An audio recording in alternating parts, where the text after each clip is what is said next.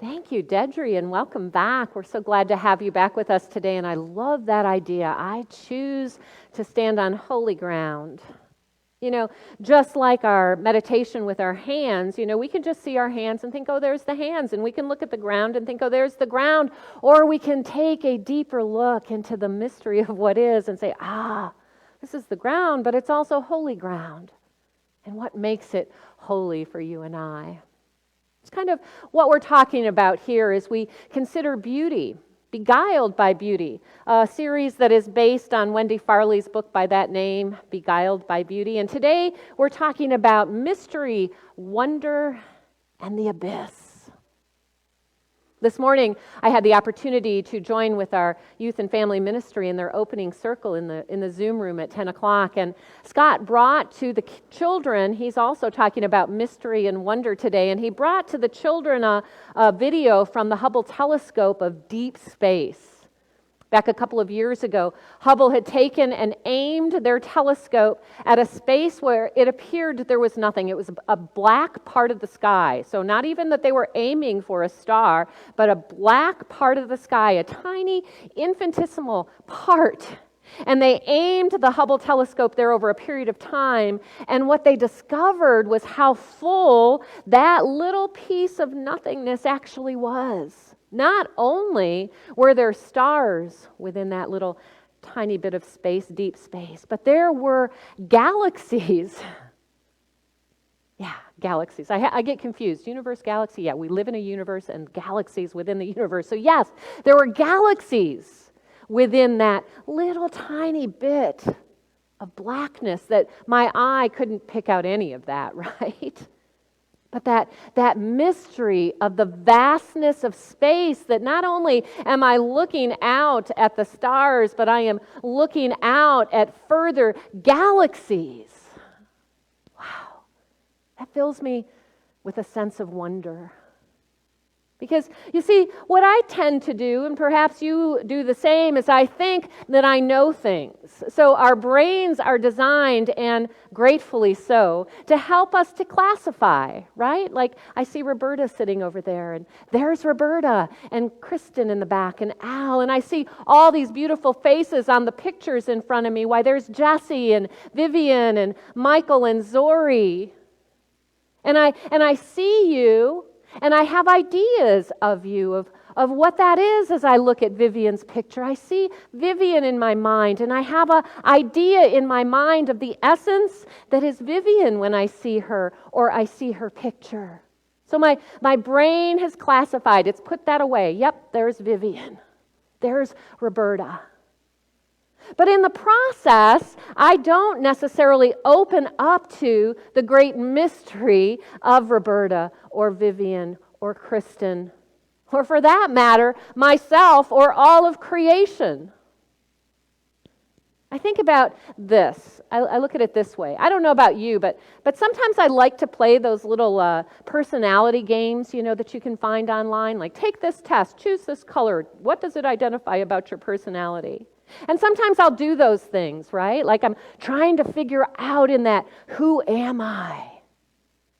What does this say about me that I like this color? And in the process, I'm trying to understand myself. As I look in my mirror in the morning and I see that image of me there, that question of, okay, there I am, but what is this? Who am I? Really at depth. And so I think about if I've got this question about myself, if I've got to take these little personality tests to discern who I am, what makes me think that I know anything about anybody? If I don't truly know the depths of me, how could I ever know the depths of anyone else?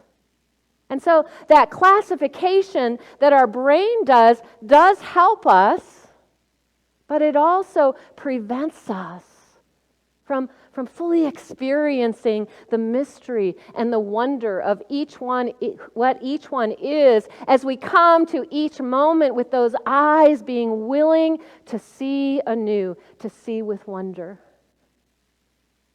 I was thinking about how, if I said right now, close your eyes and imagine a tree. You would all have come to mind some kind of a tree. Like when I do that, I go back to our old house in Austinburg, and we had this 200-plus-year-old sycamore tree that it took 4 of us to hold our arms around in order to fully encircle it. So when I think of tree, I go to that sycamore tree. But you might have seen an oak, you might have seen a maple, you might have seen an evergreen, right? We all have different pictures, even as we've labeled those as trees. I have this image of my sycamore tree as well as all the stories and ideas that go with that. But nonetheless, I don't see the depth of that tree necessarily. So I was looking online this week, and I picked up from an article on the Smithsonian Magazine. This is going back to March 2018 that talks about this. This was written by Richard Grant. I'm walking in the Eifel Mountains in West Germany through cathedral-like groves of oak and beech, and there's a strange, unmoored feeling of entering a fairy tale. The trees have become vibrantly alive and charged with wonder.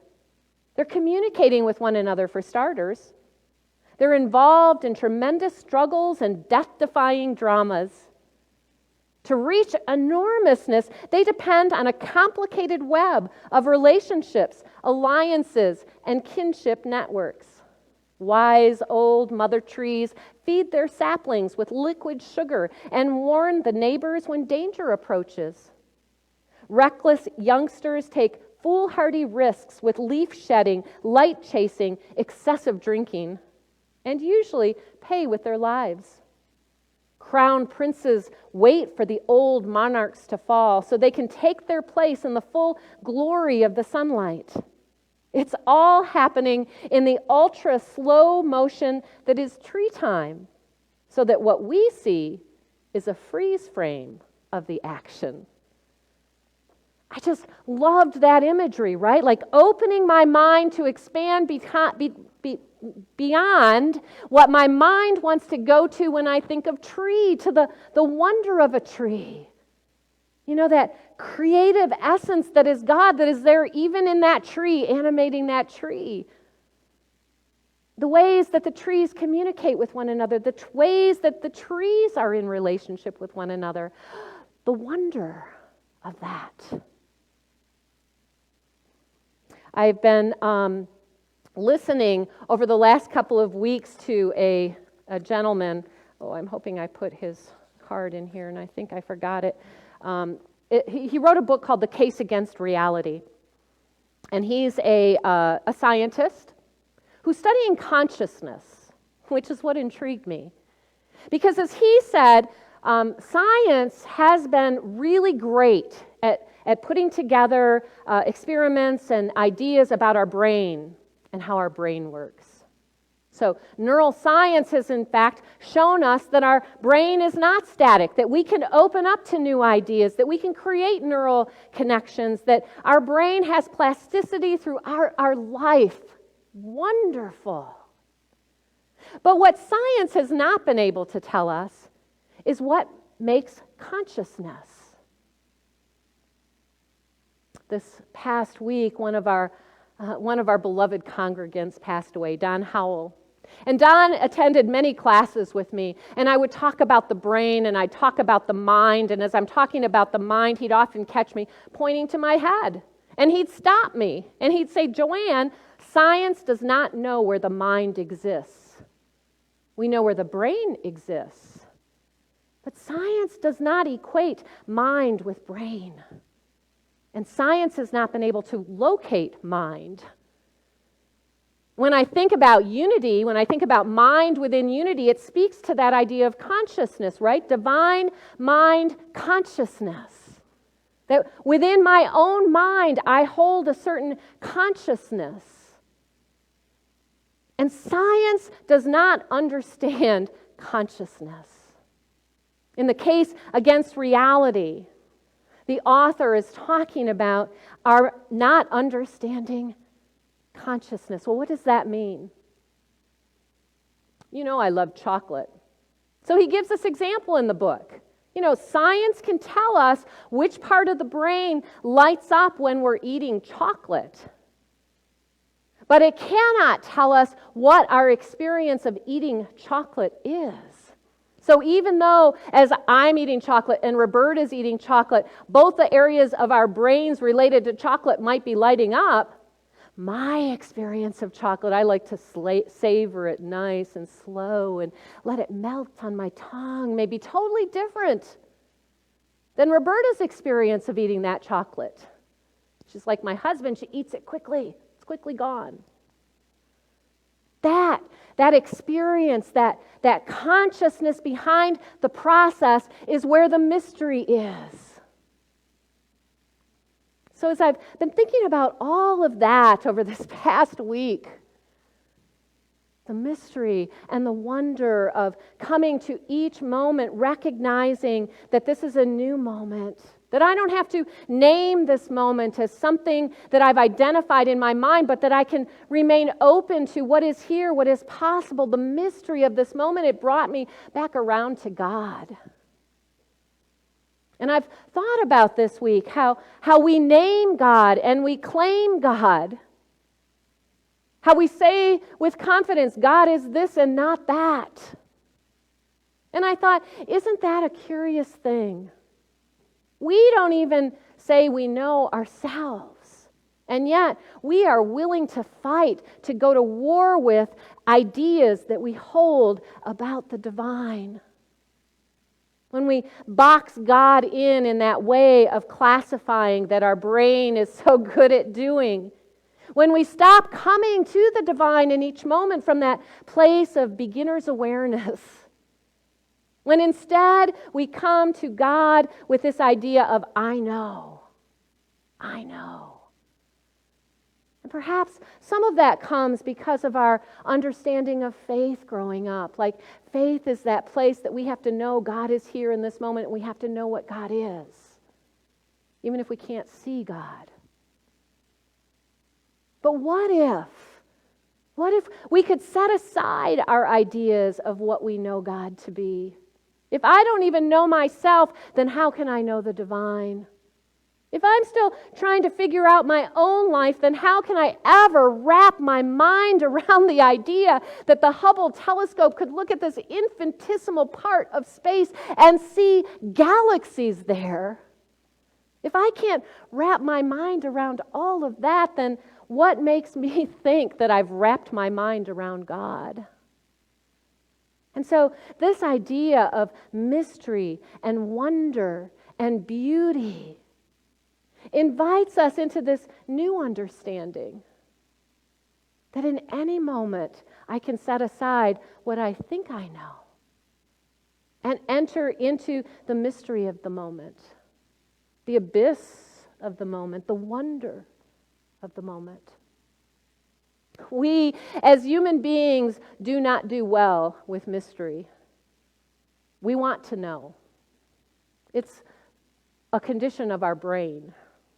And so this past year and everything that we've been going through this past year has been filled with so much mystery. No wonder we're all feeling so uncomfortable and anxious. We don't do well with the not knowing. With patience, I am grounded in the free fall of uncertainty. That was a quote that I kind of discerned about a year ago, I think it was. With patience, I am grounded in the free fall of uncertainty. Reminds me, don't make up a story about this. Don't start worrying about this. Don't start shoulding yourself about this. Sit with the mystery of this. Sit with the mystery of our not knowing when life will return to normal. What is the gift here? What is the beauty here in this mystery for me? What is this moment seeking to reveal to me as I sit in the mystery of this moment, not needing to understand it or make it into something in particular? But bringing to mind those ideas of like the trees and my intention to show up with beginner's mind and just accept what is here and that I don't know? What would it be like to say, I don't know? Remember, if you've had children in your lives and they ask you all those why questions for a while, and maybe as a parent you felt like you had to give them all the answers. There were so many times I remember my children asking me that question, and I'd go, I don't know. A good question. What if we didn't have all the answers? What if we didn't need all the answers? What if all we needed to do was fully embrace the mystery of this moment? And rather than having an idea about God and what God is in this moment, we simply allowed ourselves to have an experience of God and God's presence in this moment. And what if we discovered there that God is that spirit of strength in me? How beautiful that is. God is that spirit of wisdom within me. How wondrous that is. God is that intelligence moving through it all. So that rather than seeing the objects, we began to open to the unknown behind those objects. Here's what Eric Butterworth tells us from truthunity.net. He had a talk number 7 on superconsciousness. And this is what he says. But whatever else we ultimately find the universe to be, it is whole. We may not understand the whole. We may not be able to see it all. We may not even be able to understand the whole of the point where we exist. But it is whole. And in this, we can feel secure. Nothing can be taken out of the universe. Therefore, nothing is ever irrelevant. Nothing is ever inconsequential. Can I embrace that not knowing? Can I embrace that mystery?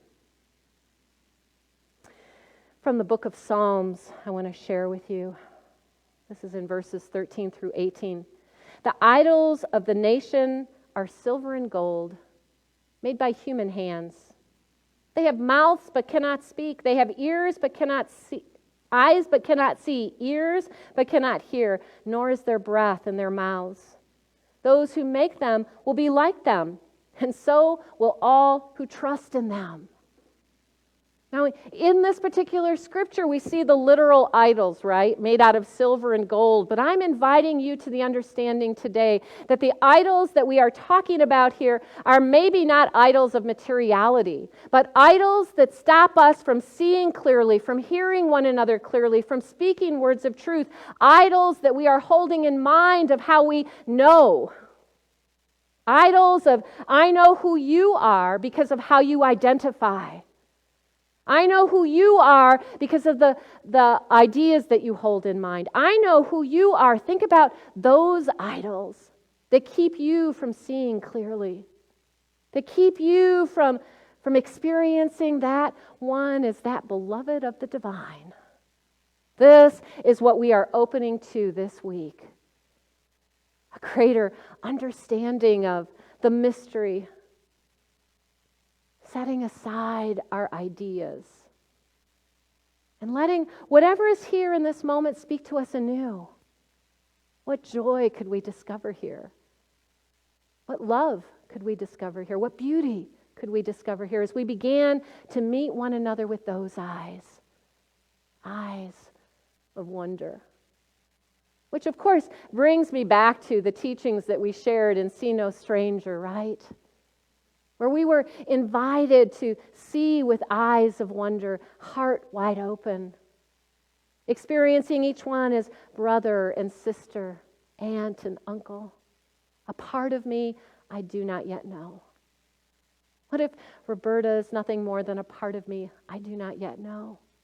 Or that tree is a part of me that I do not yet know? Or the vastness of the universe is a part of me that I do not yet know? How would we experience life differently if we allowed ourselves to come from this place of wonder? So we're going to practice together.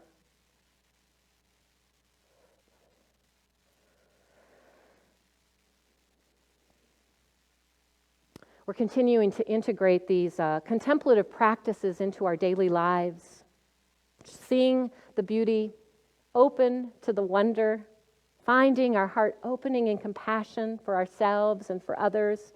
So this week, I'm inviting you to a practice of curiosity.